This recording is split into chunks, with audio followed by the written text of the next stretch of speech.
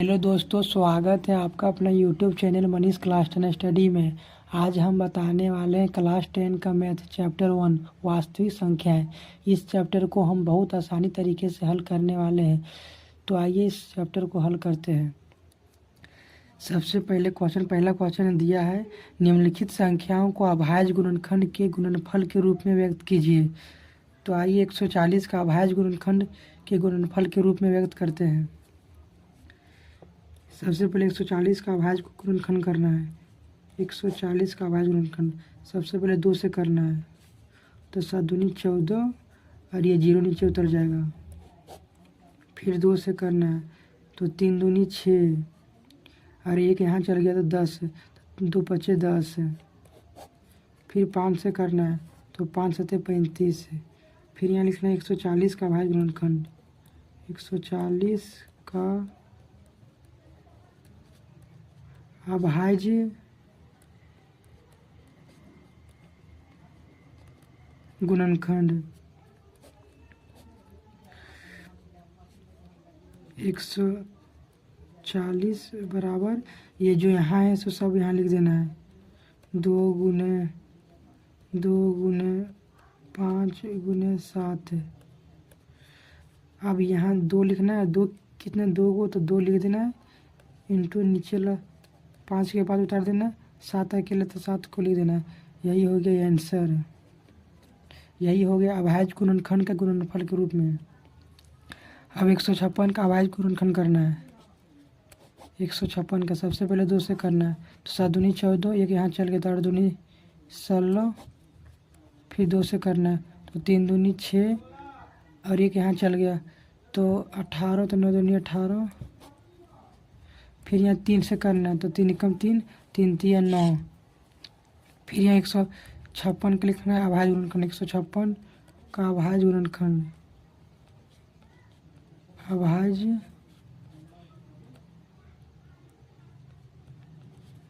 गुणनखंड 156 बराबर यहाँ लस्से में यहाँ उतार देना है। 2 गुने 3 गुने 13। 2 कितना यहाँ 2 है, 2 इंटू 3 है अकेला तो 3 लिख देना है। फिर 13 लिख देना है। यही हो गया गुणनफल के रूप में आंसर। तीसरा क्वेश्चन को हल करना है। तीसरा क्वेश्चन है 3825। तो सबसे पहले लिखना है 3825 का अभाज्य गुणनखंड करना है। 3825 का सबसे पहले 2 से करना है। 2 से नहीं जाएगा तो 3 से करना है। तो यह 3 से जाएगा तो 3 एकम 3, 3 दूनी 6, 6 और 2 यहाँ चल गया तो हो गया 22। तो 3 सते 21 और 1 यहाँ चल गया तो हो गया 3 पचे 15। फिर 3 से करना है तो 3 चौक 12, 3 दूनी 6 और 3 पचे 1 यहाँ चल गया तो 3 पचे 15। फिर 5 से करना है तो 8 पचे 40 और 2 यहाँ चल गए तो 5 पचे 25। फिर यहाँ 5 से करना है तो 17 पचे 85।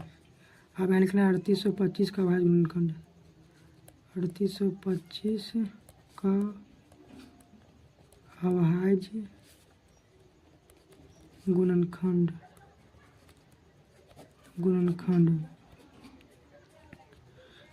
3825 बराबर यहाँ से हम यहाँ उतार देना है। 3 गुने 5 गुने 5 गुने 17। 3 यहाँ कितना है 3 2 है तो 2 3 के पावर 2 हो गया। 5 यहाँ कितना है 5 2 को तो 2 के पावर 5 के पावर 2 हो गया इंटू 17। यही हो गया आंसर गुणनफल के रूप में। अब 5500 का अभाज्य गुणनखंड करना है। सबसे पहले 2 से करना है। 2 से नहीं जाएगा तो 3 से करना है। तो 5 से करना तो ये 5 से जाएगा तो 5 एकम 5, ये दोनों 0 नीचे उतर जाएगा। फिर ये 1 हो जाएगा। फिर इसको 7 से करना है तो 7 एकम 7 और 3 यहाँ चल गया तो हो गया 7 चौक 28। 28 और 2 यहाँ चल गया तो हो गया 27 21। फिर यहाँ 11 से करना, तो 11 कम 11 और 3 यहाँ चल गया, ये 14 था तो 3 यहाँ चल गया, तो ये हो गया 33, 11 × 33। अब यहाँ लिखना है 5005 का अभाज्य गुणनखंड, 5 का अभाज्य गुणनखंड, अभाज्य गुणनखंड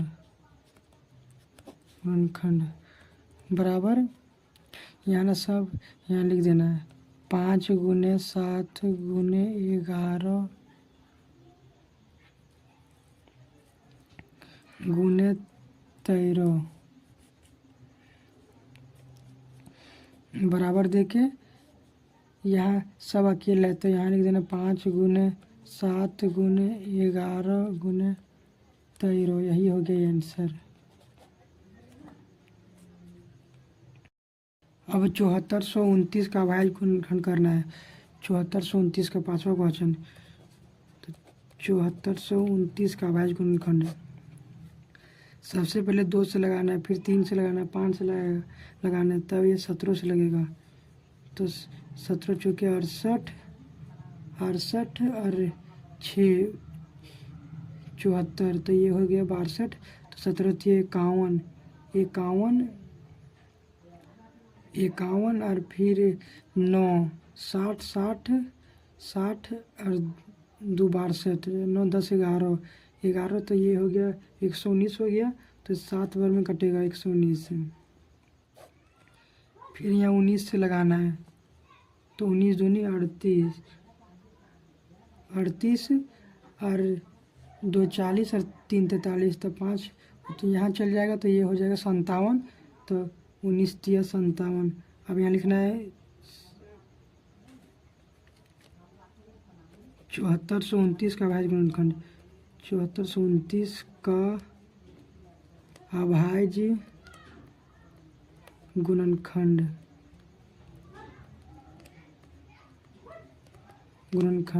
बराबर देके यहाँ वाला सब यहाँ लिख देना है 17 × 19 × 23, यही हो गया आंसर गुणनफल के रूप में। दूसरा क्वेश्चन को हल करते हैं। दूसरा क्वेश्चन है पूर्णांकों के निम्नलिखित युग्मों के एचसीएफ और एलसीएम ज्ञात कीजिए तथा इसकी जांच कीजिए कि दो संख्याओं का गुणनफल एचसीएफ × एलसीएम है। तो आइए हम दूसरा क्वेश्चन का पहला क्वेश्चन को हल करते हैं 26 और 91 का। तो सबसे पहले यहाँ लिखना है 26 का अभाज्य गुणनखंड करना है, 26 का अभाज्य गुणनखंड 2 से करेंगे, तो 13 दूनी 26। अब 91 का अभाज्य गुणनखंड करेंगे, तो 91 का करेंगे हम 7 से, तो 13 × 7 = 91। अब यहाँ लिखेंगे 26 का अभाज्य गुणनखंड, 26 का अभाज्य गुणनखंड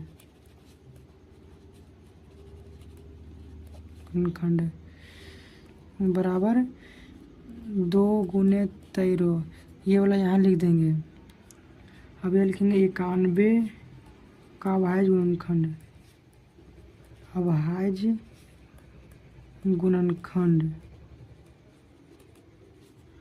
बराबर देके 7 × 13 लिख देंगे, ये वाला यहाँ लिख देंगे। अब ये लिखेंगे HCF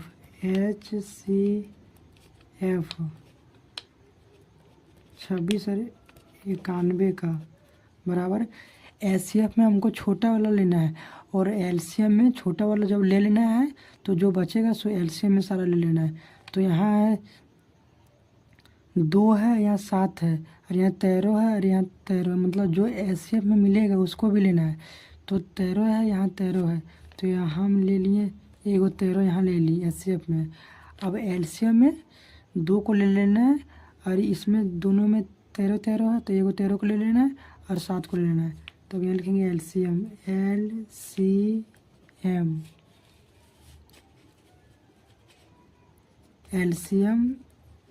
26 और 91 का बराबर ये 13 यहाँ ले लिए। अब यहाँ बचा 2 और ये 7 और ये दोनों में है 13, तो ये 13 यहाँ ले लेंगे।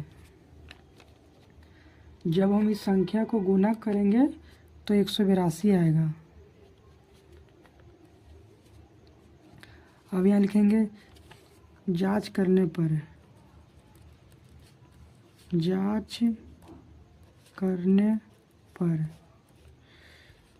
इसलिए दो संख्याओं का गुणनफल, दो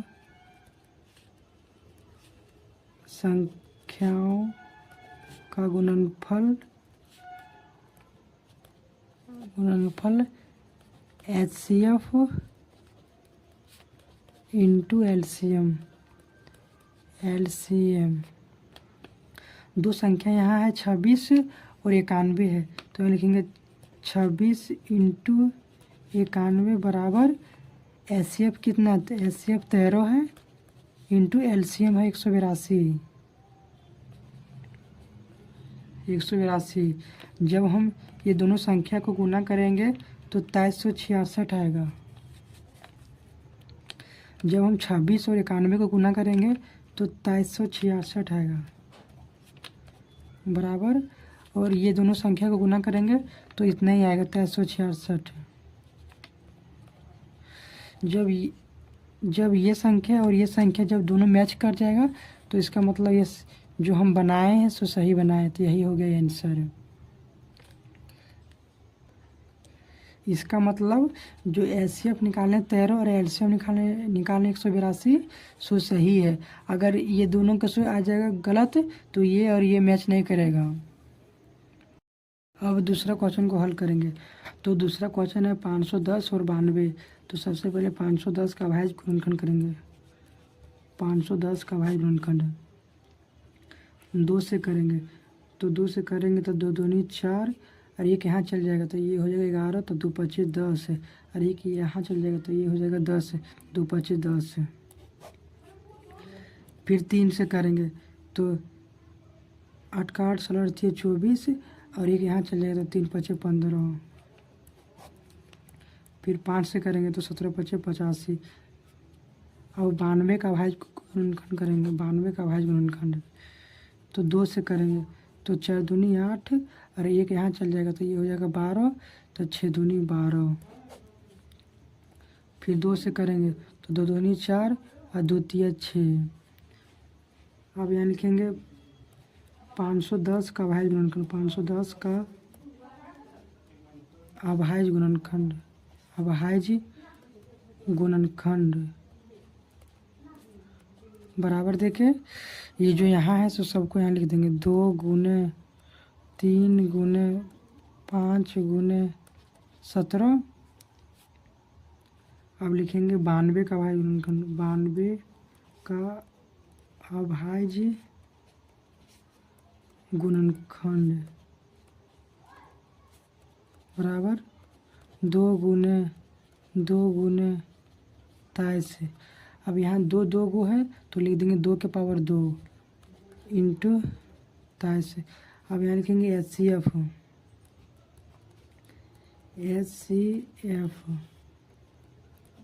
510 और 92 का बराबर, यहाँ देखना है कि ये दोनों में कौन मिल रहा है और किसका पावर कम है उसी को लेना है HCF में। तो यहाँ 2 है, यहाँ 2 के पावर 2 है, तो सबसे कम 2 है, मतलब 2 के पावर 2 नहीं लेकर 2 लेना है। और यहाँ 3 है और यहाँ 2 के पावर, यहाँ 3 है और यहाँ 23 है और यहाँ 5 है, तो यहाँ 5 नहीं है, तो ये इसका HCF 2 हो जाएगा।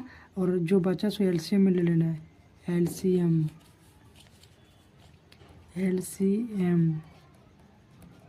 510 और 92 का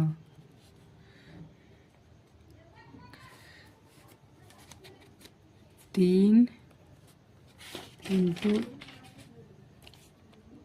5 इंटू 17 इंटू 2 के पावर 2 इंटू 23।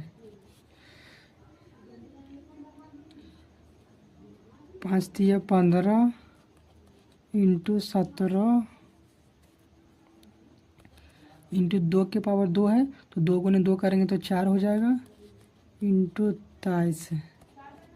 जब हम इस संख्या को गुना करेंगे तो ये आ जाएगा 23,460 आ जाएगा, 23,460। अब लिखेंगे यहाँ जांच करने पर, जांच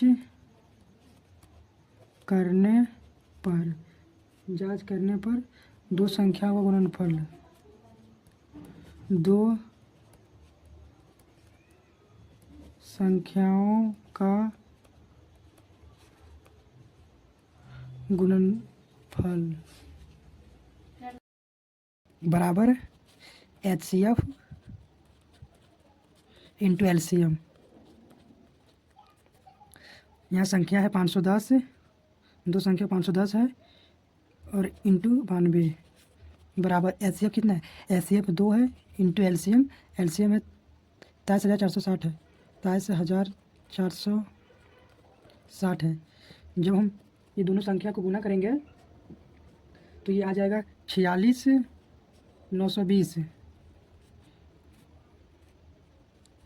बराबर, इसको भी गुना करेंगे तो ये भी आ जाएगा 46,920। तो यही हो गया आंसर।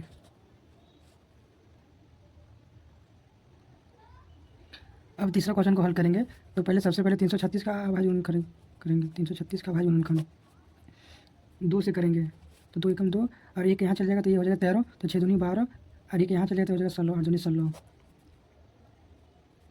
फिर 2 से करेंगे तो 8 दूनी 16, 4 दूनी 8।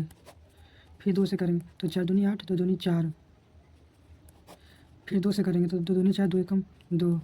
फिर 3 से करेंगे तो 7 21। अब 54 का अभाज्य गुणनखंड करेंगे, 2 से करेंगे तो 2 दूनी 4 और एक यहाँ चल जाएगा तो ये हो जाएगा 14, तो 7 दूनी 14। फिर 3 से करेंगे तो 9 18 27, 3 3 9। अब यहाँ लिखेंगे 336 का अभाज्य गुणनखंड, 336 का अभाज्य गुणनखंड बराबर, ये जो यहाँ संख्या है सबको यहाँ लिख देंगे 2 गुने 2 गुने 2 गुने 2 गुने 3 गुने 7। यहाँ 2 कितना है, 2 है 1 2 3 4, तो 2 के पावर 4 इंटू 3 इंटू 7। अब 54 का अभाज्य गुणनखंड करेंगे, 54 का अभाज्य गुणनखंड, अभाज्य गुणनखंड बराबर, यहाँ 2 इंटू 3 इंटू 3 इंटू 3, 2 तो अकेला है तो 2 लिखेंगे और 3 के पावर 3, 3 या 3 है तो 3 के पावर 3। अब यहाँ लिखेंगे HCF 336 और 54 बराबर, यहाँ है 2 के पावर 4 है, यहाँ 2 है तो HCF में 2 ले लेंगे छोटा, और यहाँ 3 है या 3 के पावर 3 है तो छोटा लेंगे 3 लेंगे। यहाँ 7 है तो यहाँ 7 नहीं है, इसलिए इसका HCF हो जाएगा 6, 3 दूनी 6 हो जाएगा। अब यहाँ लिखेंगे LCM 336 और 54 लिखेंगे यहाँ बराबर, जो HCF में ले लिए उसको LCM में नहीं लेना है, तो HCF में लिए थे 2 और 3 को लिए थे, तो यहाँ LCM में लेना है 2 के पावर 4 इंटू 3 के तो यहाँ ले लिए थे तो बचा 7, 7 इंटू 3 के 2 तो यहाँ ले लिए थे तो यहाँ बचा 3 के पावर 3 बराबर 2 के पावर 4, तो इसका मतलब 16, 2 गुने 2 मतलब ये जो है 2 के पावर 4 है तो हम इसको लिखेंगे 2 गुने 2 गुने 2 गुने 2, तो ऐसे जब इसको संख्या गुना करेंगे तो आएगा 16 इंटू 7 इंटू 3 के क्यों होता है 27 बराबर, जब हम इस संख्या को गुना करेंगे तो आ जाएगा 3024 आ जाएगा, 3024 आ जाएगा। अब हम इसका जांच करेंगे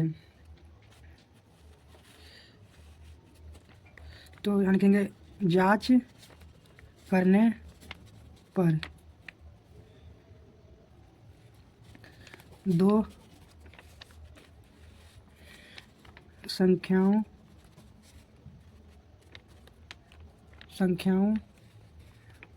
का गुणनफल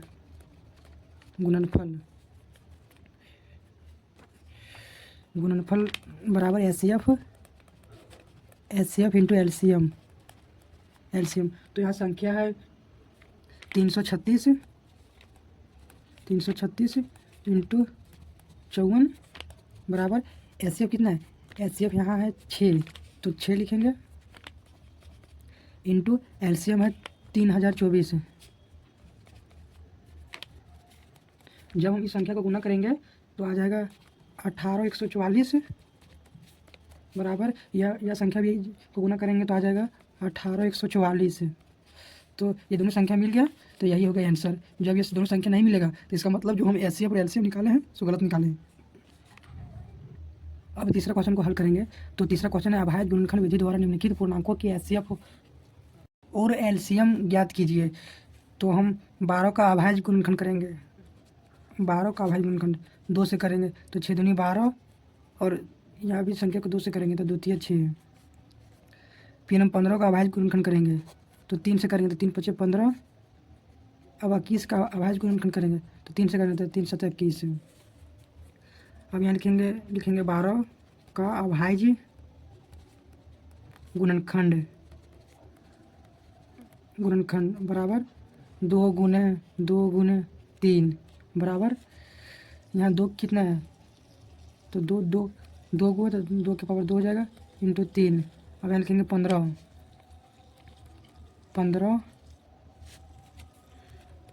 का अभाज्य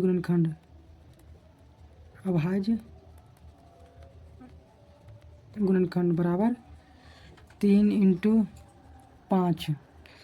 अब यहाँ लिखेंगे 21 का अभाज्य गुणनखंड, 21 का अभाज्य गुणनखंड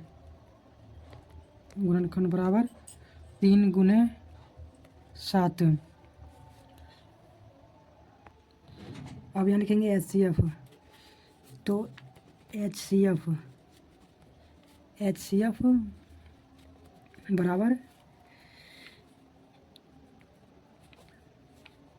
12, 15, 21 बराबर एचसीएफ में सबसे छोटा लेना है। तो यहाँ 2 के पावर 2 है और यहाँ 3 है और यहाँ 3 है। तो यहाँ 2 के पावर 2 तो इसमें भी तो 2 के पावर 2 नहीं है तो नहीं मिल रहा है। तो इसमें मतलब ये सब तीनों में कौन मिल रहा है तो इसमें भी 3 है, इसमें 3 इसमें 3 है तो इसका एचसीएफ 3 हो जाएगा और बाकी सब एलसीएम में उतर जाएगा। तो एलसीएम में उतार देंगे तब यहाँ लिखेंगे एलसीएम बराबर 12, 15, 21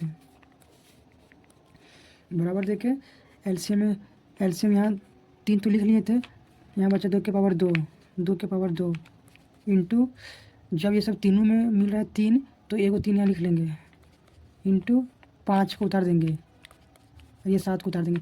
एलसीएम में जो मिलेगा सो एचसीएफ में एगो उतार देना है और जो नहीं मिलेगा उस सबको एलसीएम में उतार देना है। तो हम एलसीएम में यह सबको उतार दिए। अब ये सबको गुना कर देंगे तो 2 के पावर 2 है तो जब हम 2 के 2 से गुना करेंगे तो 4 हो जाएगा। 2 गुने 2 4 और 5 तिया 15 और 15 सत्ते 105 बराबर जब हम इस दोनों संख्या को गुना करेंगे तो 420 आएगा। तो यही हो गया आंसर। इसका एचसीएफ हो गया 3 और एलसीएम हो गया 420। अब दूसरा क्वेश्चन को हल करेंगे। तो दूसरा क्वेश्चन है 17, 23 और 29। यहाँ लिखेंगे हल। सबसे पहले 17 का अभाज्य गुणनखंड करेंगे। तो 17 एक खुद अभाज्य संख्या है तो यहाँ 17 एकम 17। अब 23 का अभाज्य गुणनखंड करेंगे तो 23 भी एक खुद अभाज्य संख्या है तो 23 एकम 27। अब 29 का अभाज्य गुणनखंड करेंगे तो 29 भी एक खुद अभाज्य संख्या है, 29 एकम 29। अब यहाँ लिखेंगे 17 का अभाज्य गुणनखंड बराबर 17 इंटू 1 और 23 का अभाज्य गुणनखंड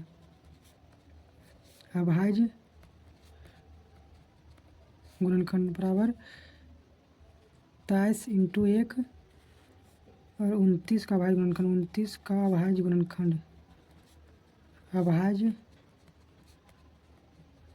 गुणनखंड बराबर 29 इंटू 1। अब यहाँ लिखेंगे एचसीएफ 17, 23 29 बराबर एचसीएफ में जो तीनों में मिलेगा वही लेना है, तो तीनों में एक एक मिल रहा था, एक ले लेंगे और एलसीएम लिखेंगे। एलसीएम 17, 23,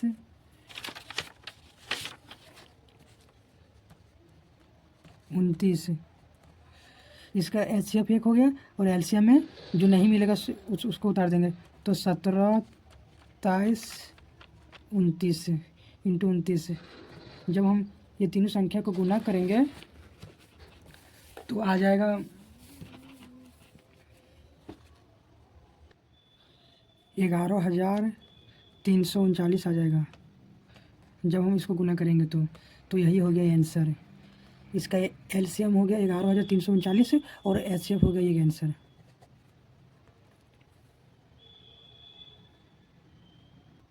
अब तीसरा क्वेश्चन को हल करेंगे। तो तीसरा क्वेश्चन है 8, 9 और 25 है। तो सबसे पहले हम 8 का अभाज्य गुणनखंड करेंगे, तो 2 से करेंगे तो 4 दूनी 8, फिर 2 से करेंगे तो 2 दूनी 4। अब 9 का करेंगे अभाज्य गुणनखंड, तो 3 से करेंगे तो 3 3 9, और 25 का करेंगे अभाज्य गुणनखंड, तो 5 से करेंगे तो 5 5 25। तब यहाँ लिखेंगे 8 का अभाज्य गुणनखंड, अभाज्य गुणनखंड बराबर ये जो यहाँ संख्या से उतार देंगे, तो यहाँ 2 गुने 2 गुने 2, तो यहाँ लिखेंगे 2 के पावर 3, 1 2 3 वो है तो 2 के पावर 3 हो जाएगा। अब ये लिखेंगे 9 का अभाज्य गुणनखंड, 9 का अभाज्य गुणनखंड बराबर 3 गुने 3 लिखेंगे, तो यहाँ 3 2 को है तो 3 के पावर 2 हो जाएगा। अब यहाँ लिखेंगे 25 का अभाज्य गुणनखंड, 25 का अभाज्य गुणनखंड, अभाज्य गुणनखंड बराबर 5 गुने 5, तो 5 के पावर 2 हो जाएगा। अब यहाँ लिखेंगे एचसीएफ,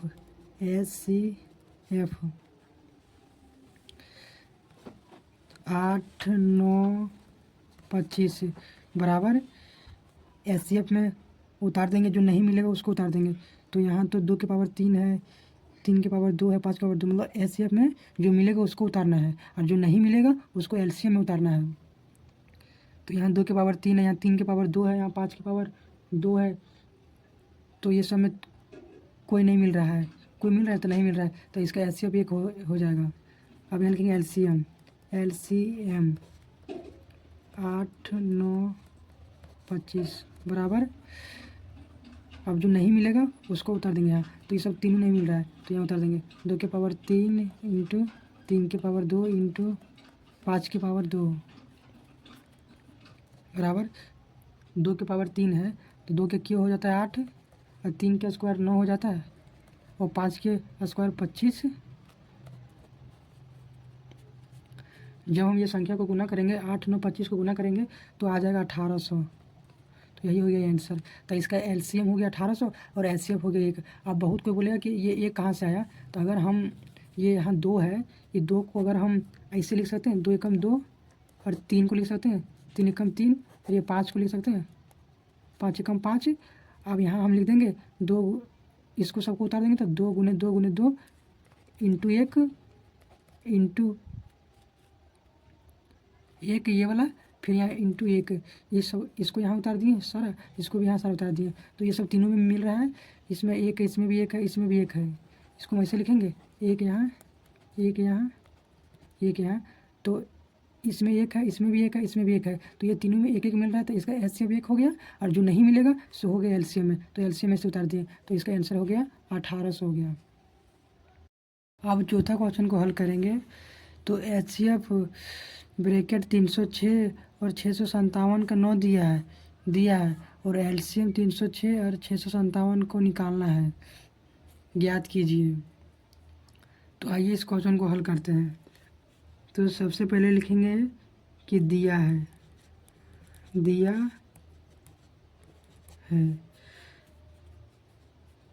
तो यहाँ लिखेंगे प्रथम संख्या बराबर 306 और दूसरा संख्या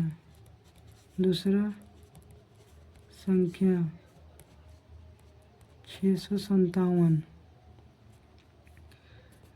और HCF दिया है 9 और एलसीएम को हमको निकालना है, एलसीएम निकालना है। तो यहाँ लिखेंगे इसलिए दो संख्याओं का गुणनफल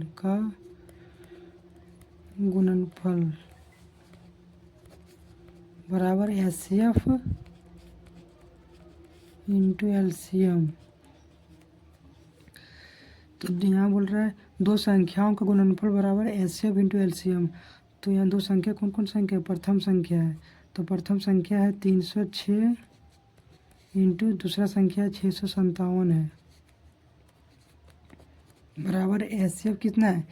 HCF 9 है और एलसीएम तो निकालने है, तो एलसीएम का एलसीएम लिख देंगे, ये एलसीएम का एलसीएम लिख देंगे। अब यहाँ लिखेंगे 306 इंटू 657, ये 9 गुना एलसीएम है, तो 9 गुना में है तो इधर आएगा भागा में हो जाएगा। ये बराबर के बराबर लिख देंगे और ये एलसीएम के एलसीएम लिख देंगे। अगर हम 9 को 306 से भागा देंगे तो ये 34 बार में कटेगा, 34 बार में। तो ये लिखेंगे 34 इंटू 657 बराबर एलसीएम।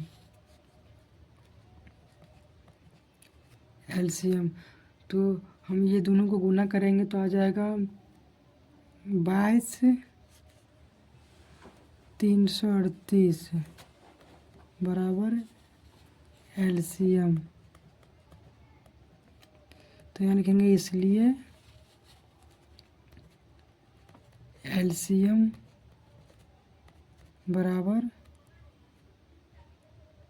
22,338 आंसर। अब पांचवा क्वेश्चन का हल करेंगे। तो पांचवा क्वेश्चन में लिखा है कि जांच कीजिए कि क्या किसी प्राकृत संख्या n के लिए संख्या 6n अंक 0 पर समाप्त हो सकती है। हमको जांच करना है, तो आइए इस क्वेश्चन को हल करते हैं।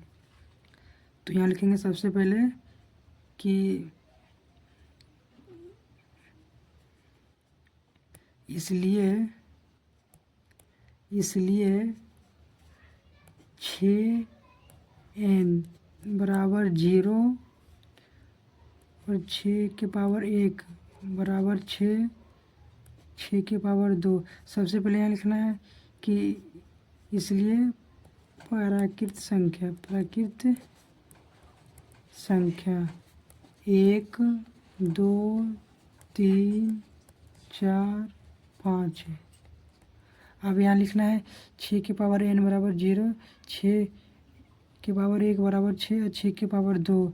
तो 6 के पावर 2 मतलब 6 गुने 6 तो 36 हो जाएगा और 6 के पावर 3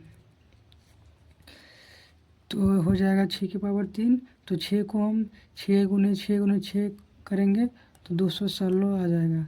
अब यहाँ लिखेंगे चूँकि दिया हुआ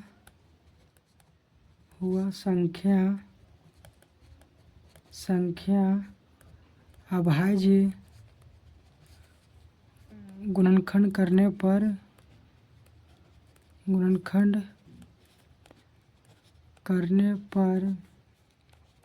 एक बार 2 गुना 5 आना चाहिए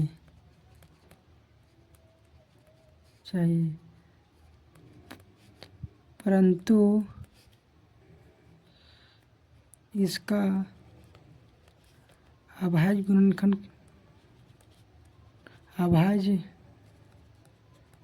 गुणनखंड करने पर 2 गुना 5 नहीं आता है। इसलिए यह जीरो पर समाप्त नहीं हो सकती है, समाप्त नहीं हो सकती है। अगर हम 6 के पावर n है तो यहाँ लिखें बराबर 0, और 6 के पावर 1 है तो 6 लिखें, और 6 के पावर 2 है तो 36 लिखें, 6 के पावर 3 है तो 216 लिखें। अगर हम 6 का अभाज्य गुणनखंड करेंगे तो 2 गुने 5 नहीं आएगा, और 36 का भी करेंगे अभाज्य गुणनखंड तो 2 गुने 5 नहीं आएगा, और 216 का भी करेंगे तो नहीं आएगा। तो आइए हम सबसे पहले 36 का देखते हैं। अगर हम 36 का अभाज्य गुणनखंड करते हैं तो 2 से करेंगे तो 2 एकम 2 और 1 यहाँ चल गया तो ये हो गया 16, तो 8 दूनी 16, फिर 2 से करेंगे तो 9 दूनी 18, फिर 3 से करेंगे तो 3 3 9। तो कहाँ आया 2 गुने 5 यहाँ आने बोल रहा है, तो यहाँ 2 गुने 5 कहाँ आया, 2 आया और 3 आया। अगर हम 6 का भी करते हैं अभाज्य गुणनखंड 6 का तो 2 3 6, तो इसमें भी तो 2 गुने 5 नहीं आया, इसलिए यह 0 पर समाप्त नहीं हो सकती है। पर हम यह तो रफ में लिखे हैं, अगर तुम चाहो तो ये लिख भी सकते हो और नहीं भी लिख सकते हो। अब छठा क्वेश्चन को हल करेंगे। तो छठा क्वेश्चन में बोल रहा है कि व्याख्या कीजिए कि 7 गुने 11 गुने 13 प्लस 13 और 7 गुने 6 गुने 5 गुने 4 गुने 3 गुने 2 गुने 1 प्लस 5 भाज्य संख्या क्यों है। तो आइए इस क्वेश्चन को हल करते हैं। सबसे पहले लिखेंगे दिया है, दिया है 7 गुने 11 गुने 13 बराबर 7 गुने 6 गुने 5 गुने 4 गुने 3 गुने 2 गुने 1 प्लस 5 बराबर 7 गुने 11 गुने 13 प्लस 13। तो ये दोनों में कॉमन क्या आ रहा है, तो 13 आ रहा है, तो 13 को ले लेंगे कॉमन, तो यहाँ लिखेंगे 7 गुने 11 गुने 1 प्लस 1 बराबर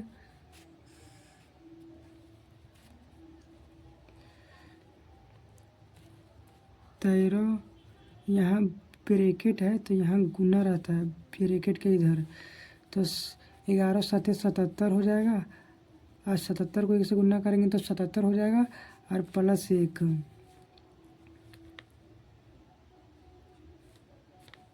बराबर, तो इसको लिख सकते हैं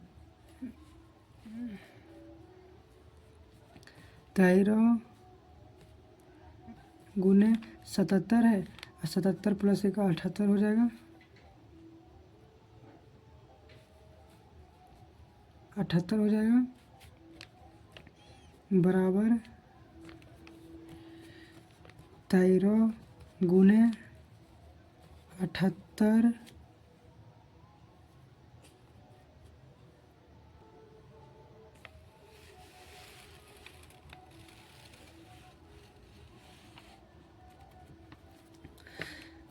बराबर, ये 13 को 13 लिख देंगे, और ये 78 है तो 78 को हम 2 गुने 39 लिख सकते हैं।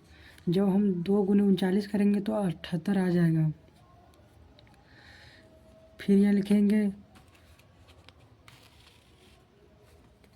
बराबर लिखेंगे, और यहाँ है इसमें देखना है कि कॉमन कौन आ रहा है, मतलब डबल कौन है, तो यहाँ भी 5 है, यहाँ भी 5 है, तो यहाँ आ जाएगा 5 कॉमन आ जाएगा। तो यहाँ लिखेंगे 7 गुने 6 गुने ये 5 आगे कौन बाहरी, तो यहाँ बचा 1 गुने 4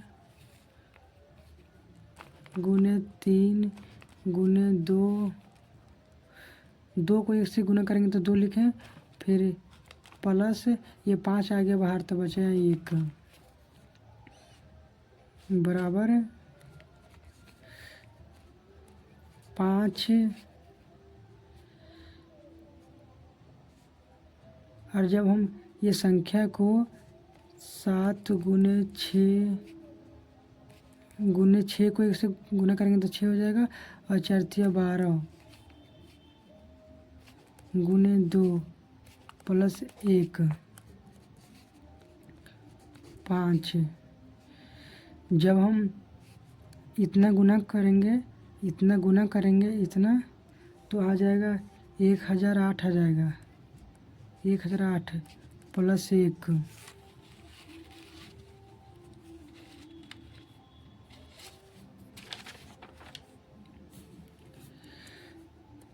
बराबर 5।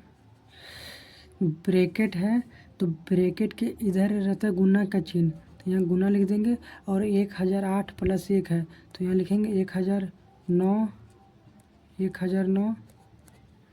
तो हम इसको लिख सकते हैं ऐसे 5 गुने 1009 गुने 1। अगर हम 1009 को 1 से गुना करेंगे तो 1009 ही आएगा, तो यहाँ लिखेंगे इसलिए यह भाज्य संख्या है। यही हो गया ये आंसर। भाज्य संख्या वह संख्या होता है जो 1 से कटता हो और स्वयं से कटता हो और कोई अन्य संख्या से कटता हो। तो इतना और इतना 1 से भी कटता है और कोई अन्य संख्या से भी कटता है और स्वयं से भी कटता है, तो इसी को हम कहते हैं भाज्य संख्या। तो यही हो गया आंसर। अब 7वां क्वेश्चन को हल करेंगे। तो 7वां क्वेश्चन में लिखा है किसी खेल के मैदान के चारों ओर एक वृत्ताकार पथ है। इस मैदान का एक चक्कर लगाने में सोनिया को 18 मिनट लगते हैं, जबकि इसी मैदान का एक चक्कर लगाने में रवि को 12 मिनट लगते हैं। तो मान लीजिए वे दोनों एक ही स्थान और एक ही समय पर चलना प्रारंभ करके एक ही दिशा में चलते हैं, तो कितने समय बाद वे पुनः प्रारंभिक स्थान पर मिलेंगे। तो आइए इस क्वेश्चन को हल करते हैं। सबसे पहले यहाँ लिखेंगे दिया है। यहाँ मान लीजिए कि यहाँ सोनिया है,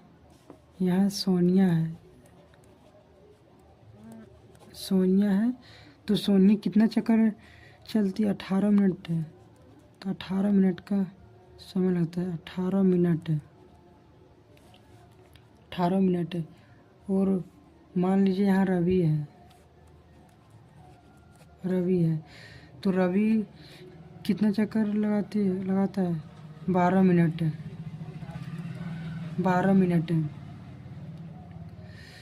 तो ये दोनों, ये यहाँ से चलना प्रारंभ करती है और ये यहाँ से चलना प्रारंभ करता है, तो ये दोनों कौन सा समय के बाद एक ऐसा समय आएगा जो दोनों एक ही स्थान पर पहुँचेगा? ये दोनों एक ही स्थान पर पहुँचेगा। तो आइए इस क्वेश्चन को हल करते हैं। तो यहाँ लिखेंगे दिया है, तो सबसे पहले यहाँ लिखेंगे 12 का भाज्य गुणनखंड, 12 का, तो 2 से करेंगे तो 6 दूनी 12, 2 से 2 तिया 6। अब यहाँ 18 का अभाज्य गुणनखंड करेंगे तो 9 दूनी 18, 3 तिया 9। ये दोनों संख्या को कर दिए अभाज्य गुणनखंड। अब यहाँ लिखेंगे कि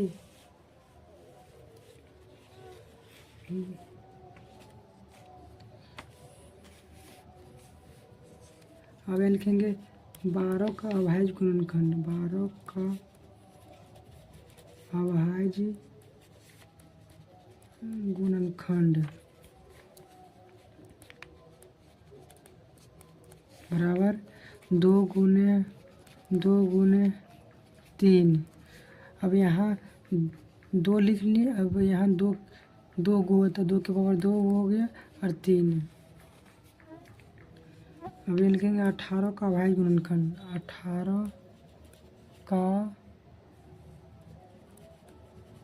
अभाज्य गुणनखंड। 18 का अभाज्य गुणनखंड। तो यहाँ 12 का था, यहाँ 12 का था 2 गुने 2 गुने 3, तो यहाँ लिख लिए 2 गुने 3 लिख लिए। अब यहाँ 18 को किए तो 2 गुने 3 है, तो यहाँ लिखेंगे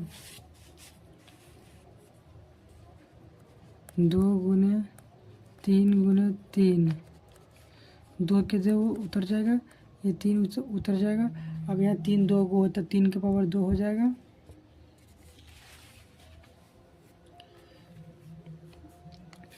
अब यहाँ लिखेंगे HCF